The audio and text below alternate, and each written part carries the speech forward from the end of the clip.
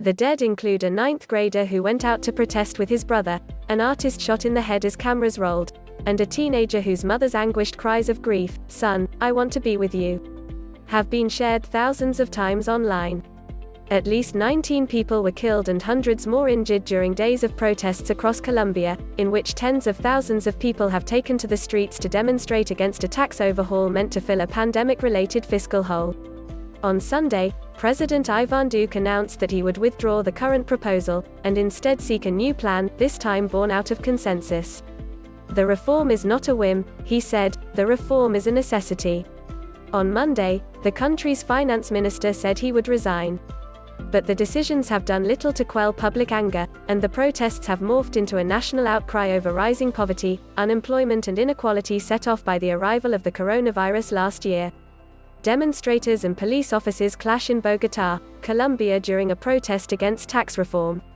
Photograph: Federico Rios. The New York Times. Latin America, and South America in particular, has been especially pummeled by the virus, and many countries in the region face dire fiscal conditions if reforms are not made.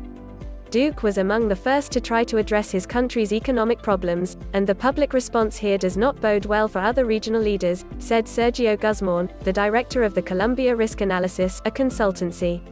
"This is one of those moments where a key break in society is happening," he said. "And people are fed up and waking up to the power of the streets." Police abuse. The protests have continued, in part, because of anger over what several human rights groups have called a heavy-handed state response in trying to control them. Several instances of police abuse have been captured on video in recent days, including one in which a young protester is seen kicking a police officer on a motorbike.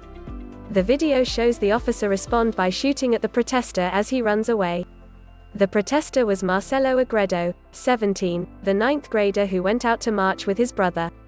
He died soon after, according to his father, Armando Agredo. The death was confirmed by the country's ombudsman, a government agency that investigates human rights violations. "You don't take a person's life for a kick," said Agredo, 62, a retired taxi driver. "We want justice."